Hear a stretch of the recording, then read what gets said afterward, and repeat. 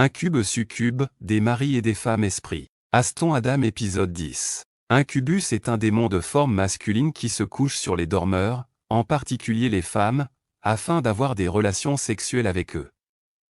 Succubus est un démon de forme féminine, apparaissant dans les rêves, cherchant à séduire les hommes par des rapports sexuels. Frère, je suis Aston Adam Baya qui a été dans les 351 chambres de l'enfer. Le Seigneur est venu et m'a emmené en enfer.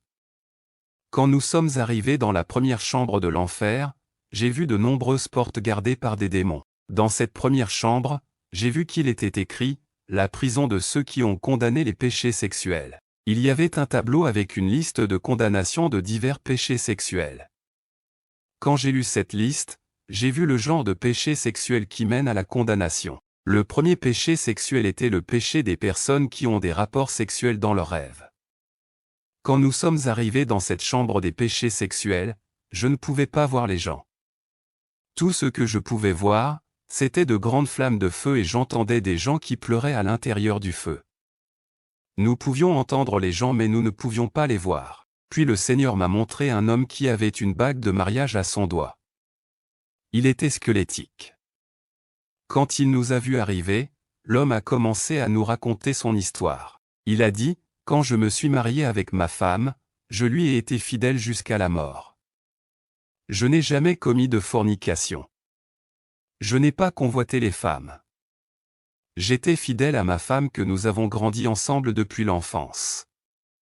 Et quand nous avons vieilli, nous nous sommes mariés légalement. Cependant, quand je suis entré dans mon mariage, j'ai commencé à rêver constamment d'avoir des relations sexuelles avec une femme. Je n'ai pas pu identifier la femme qui venait dans mon rêve d'avoir des relations sexuelles avec moi. Je n'ai jamais pu la voir. Pourtant, chaque nuit, cette femme venait coucher avec moi. Comme ces rêves sexuels sont devenus répétitifs, j'ai décidé de parler à mon pasteur, et nous avons établi un programme pour la prière de délivrance. En ce jour de délivrance, le pasteur a prié pour moi afin d'arrêter et d'annuler ces rêves sexuels. Cependant, juste après la session de prière, je suis venu voir que sa prière n'arrêtait pas ce phénomène. Et ces rêves sexuels ont continué. Et quand la mort est arrivée, j'ai été condamné dans l'au-delà à cause de ces activités sexuelles dans le rêve. Bien-aimé, j'ai vu que ce frère qui était à l'intérieur de la fosse de feu était entouré de 7 diables femelles.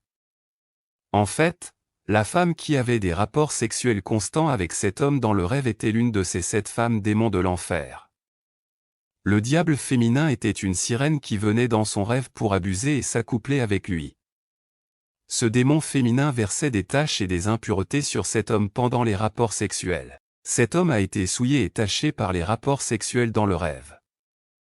Beaucoup de gens sont souillés et rendus impurs par le sexe dans les rêves, mais ils ne voient pas les dangers et les conséquences dans leur esprit qui sont souillés. Pendant que cet homme nous parlait, j'ai vu que ce frère était dans une fosse et que cet démon dansait autour de lui. Cet évangéliste avait son alliance au doigt, qui ne brûlait pas. Le Seigneur a dit, cet homme était un évangéliste. Cependant, il avait l'habitude de rêver de rapports sexuels pendant une longue période. Cela l'a amené ici. Quand il est mort, les démons de l'adultère l'ont amené ici dans cette fosse. Quand j'ai entendu cela, j'ai commencé à répéter « Non, non, non, ce n'est pas possible. Cela ne devrait pas arriver. » Le Seigneur a dit, 85% des gens en enfer sont condamnés pour des péchés dont ils ne sont pas conscients. Le Seigneur a dit à cet homme, « Je n'ai pas fait en sorte que le mariage et l'acte sexuel se produisent dans le rêve. » L'homme a dit, « Comment pourrais-je perdre mon âme à cause des rêves ?» Et le Seigneur a dit, « Mon fils, il est trop tard. » Le Seigneur a dit, « Un jour, cet évangéliste marchait dans la rue et il a vu une belle dame. Quand il la vit, il fut excité par la convoitise dans son cœur alors qu'il était déjà marié. Il voulait vraiment avoir une liaison avec cette femme car il la convoitait. Malgré la convoitise dans son cœur, il se dit, « Je suis évangéliste, j'ai déjà une femme, je ne peux pas le faire. » Cet homme ne savait pas que la dame qui éveillait son cœur était une sorcière et qu'elle avait l'esprit de sirène d'eau en elle qui la rendait séduisante dans la rue. Et cet esprit de l'eau habitant la sorcière était capable de lire dans l'esprit de l'évangéliste quand il convoitait la dame sorcière. Rapidement, l'esprit marin a capturé la pensée de la luxure que l'évangéliste entretenait dans son cœur et elle l'a emmenée dans le royaume marin. Quand elle a rencontré la reine de la mer et la hiérarchie du royaume sous-marin, elle a dit « Votre Altesse, je demeure dans le corps de notre servante Linda la sorcière. Je l'ai rendue jolie, attirante et séduisante. Je lui ai fait une bousomie thoracique et j'ai rendu son habillage indécent et révélateur.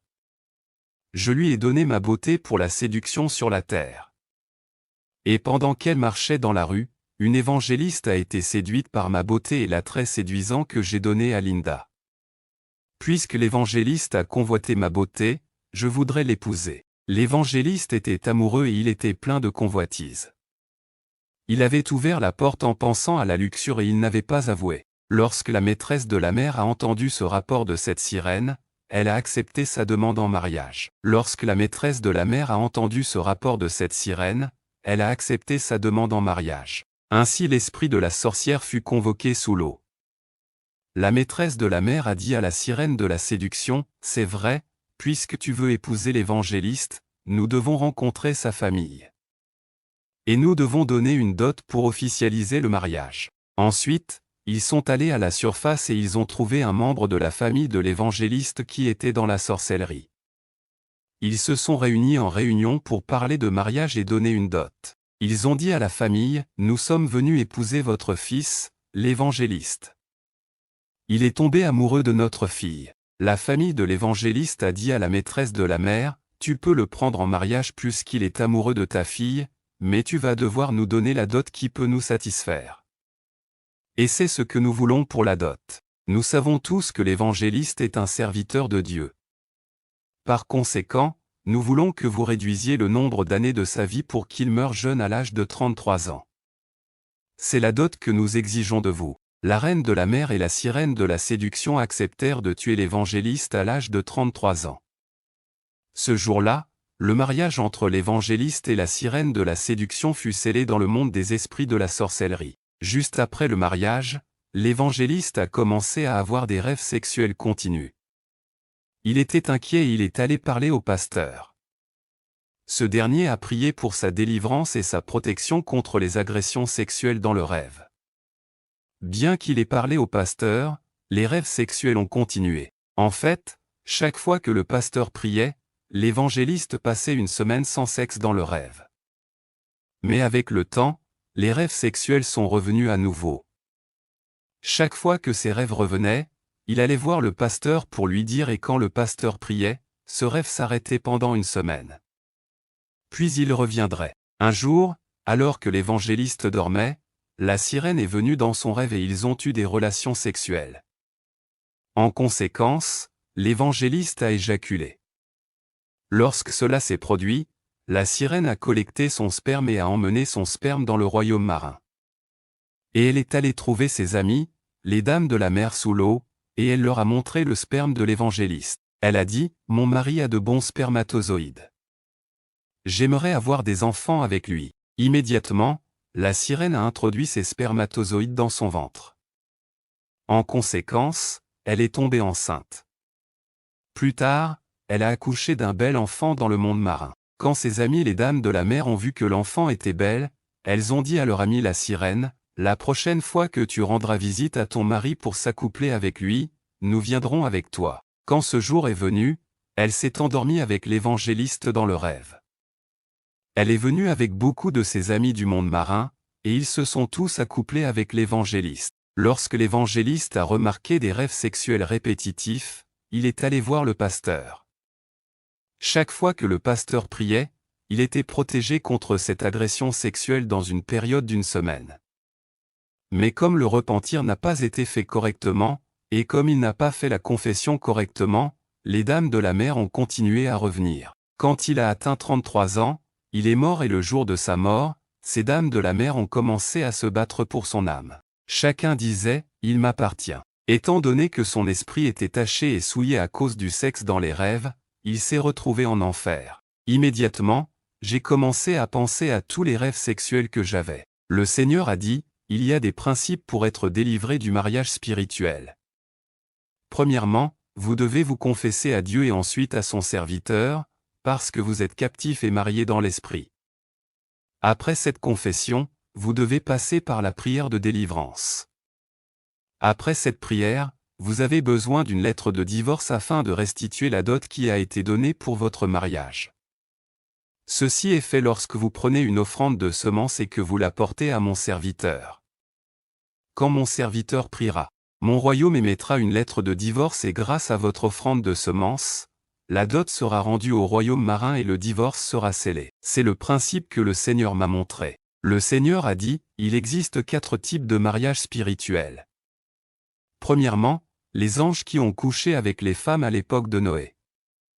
Ces anges viennent en rêve pour dormir avec les humains. Deuxièmement, il y a des sorcières qui s'endorment avec des gens en rêve quand ces derniers les aspirent et les convoitent pendant la journée. Troisièmement, il y a aussi des pensées sexuelles de luxure qui deviennent un rêve. Quatrièmement, il y a aussi les esprits errants des morts qui s'endorment avec les gens en rêve. Afin d'officialiser ces mariages spirituels, ces esprits trouveraient un membre de votre famille qui est une sorcière et ils lui donneraient une dot pour le mariage. Le Seigneur m'a dit, il y a 54 sortes de rêves. Beaucoup de gens regardent des feuilletons et des films érotiques. Ces actes sexuels dans les films tâchent et souillent ceux qui les regardent.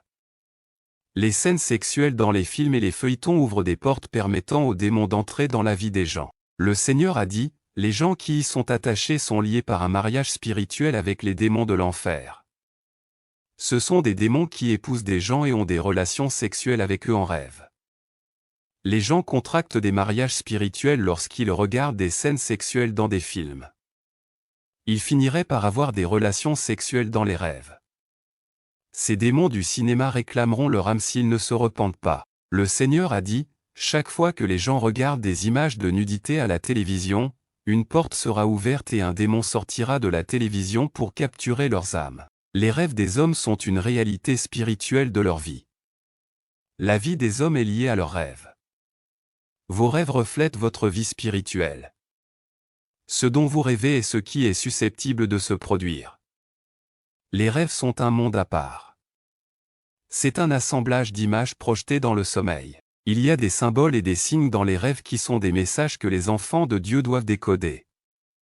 Le rêve est l'un des langages que Dieu utilise à la fin des temps pour parler à ses enfants. Il y a des messages codés dans les rêves et les enfants de Dieu ont besoin de l'onction pour discerner ces rêves qui contiennent des messages. L'Esprit de Dieu peut donner l'interprétation aux enfants de Dieu. Les enfants de Dieu doivent apprendre les signes et l'interprétation des signes. En raison de la technologie et du modernisme, les enfants de Dieu ne parviennent pas à lire les signes dans les rêves et dans la vie quotidienne. Même en météorologie, les scientifiques se fient aux signes dans le ciel pour prédire le temps.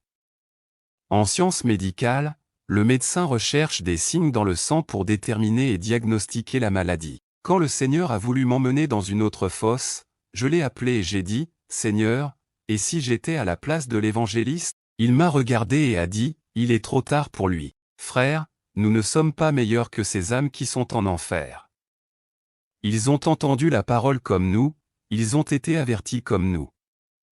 Je suis ici pour vous avertir parce que le Seigneur m'a dit que ma mission est d'avertir l'humanité. Le Seigneur m'a dit, mon enfant, ta voix est devenue comme la musique que les gens jouent quand tu prêches. Matthieu versets 11 à 17 disant, nous vous avons joué de la flûte et vous n'avez pas dansé.